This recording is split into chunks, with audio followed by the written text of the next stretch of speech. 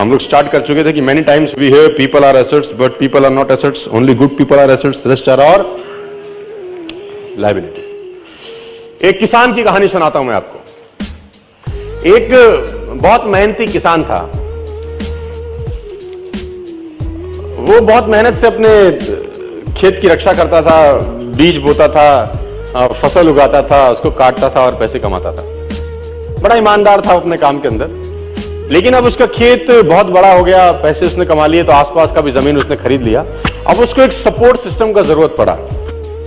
अब उसको लगा मेरे से अकेले से नहीं होगा, तो मुझे कुछ ना कोई आदमी चाहिए जो मेरी सपोर्ट कर सकता हो।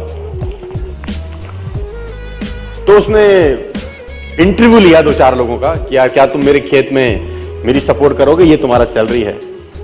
तो 4-5 लोगों से उसने सवाल पूछे कि तुमको एग्रीकल्चर के बारे में क्या नॉलेज है और तुम कैसे सपोर्ट कर सकते हो। तो सब लोगों ने उसको अलग अलग जवाब दिए। उसको किसी का जवाब समझ नहीं आया तो उसने सबको रिजेक्ट कर दिया। एक लड़के से उसने सवाल पूछा कि तुम क्या करोगे, कैसे करोगे। तो उस लड़के ने बड़ा अटपटा जवाब दिया, समझ उसको नहीं आया, लेकिन उसने उस जवाब के कारण उसको रख लिया।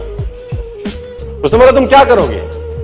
वो बोला I can sleep when the wind blows, जब बहुत तेज हवा चलेगी तो मैं सो जाऊंगा। उसको समझ नहीं आया, लेकिन उसने इसके अटपटे जवाब के कारण उसको रख लिया। इसका पता नहीं क्या मतलब है, देखते हैं। अब वो दोनों खेत की रक्षा करने लगे। बढ़िया फर्स्ट क्लास फसल होती थी, काटते थे। एक बार रात को जो मालिक था उस खेतों का, उसने दौड़ते दौड़ते ढूंढा उस आदमी को जिसने उसको नौकरी पर रखा था, I can sleep when the wind blows को, और दौड़ते दौड़ते गया क्योंकि बहुत तूफान आ गया। तो उसको लगा यार ये फसल मेरी खराब हो जाएगी और जितने भी जानवर बंधे हुए हैं ये सब इधर उधर भाग जाएंगे। तो फटाफट, देखो सो रहा है पागल आदमी इतना तूफान में, तो कम से कम उसको फसल की रक्षा करनी पड़ेगी। ऊपर कुछ डाले, कुछ करे, जानवरों को पकड़े, ये देखे। और वो अंदर गया तो वो आराम से मस्त सो रहा था।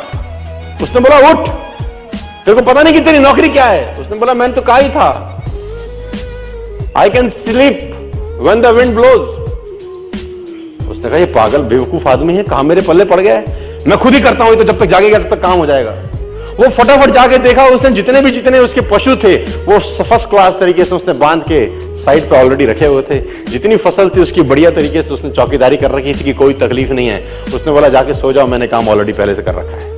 I can sleep when the wind blows को समझ में आया। इसका मतलब बड़ा सिंपल ये था कि जब परेशानी आएगी तब काम करने की जरूरत नहीं है, काम हमेशा उससे पहले करके रख लेना चाहिए।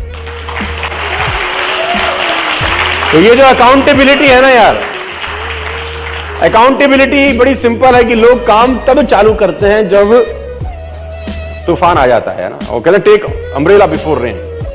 आदमी को छाता हमेशा बारिश आने से पहले ले लेना चाहिए। मुझे आज भी याद है कि मैंने नया मर्सिडीज लिया 2012 के अंदर। मेरी गाड़ी का टायर पंचर हो गया। तो जैसे ही मैंने पंचर लगाने के लिए मर्सिडीज का पीछे टूल किट खोला तो मैंने देखा वहां पर व्हाइट ग्लव्स पड़े थे 2। मैंने बहुत सारी गाड़ियां चलाई, लेकिन मैंने पहली बार किसी गाड़ी में व्हाइट ग्लव्स देखे। यानी मर्सिडीज को ध्यान था कि अगर इसकी गाड़ी पंचर हो गई और इसने पंचर लगाने की कोशिश की तो इसके हाथ गंदे ना हो। ग्लव्स 50 रुपए के आते हैं, कोई भी गाड़ी रख सकती है, लेकिन रखती नहीं है। यही फर्क है मर्सिडीज में और बाकी सारी कंपनियों में। 50 रुपए के ग्लव्स आते हैं, किसी गाड़ी में नहीं आते। मर्सिडीज में आते हैं, मुझे पता नहीं बाकी और किसी ब्रांडेड कार में आते हैं कि नहीं आते, है ना। It already hardly cost 30 rupees 40 rupees for a pair of gloves. लेकिन देखिए वो कहां तक सोच रहा है आदमी, है ना। इसको बोलते हैं अकाउंटेबिलिटी।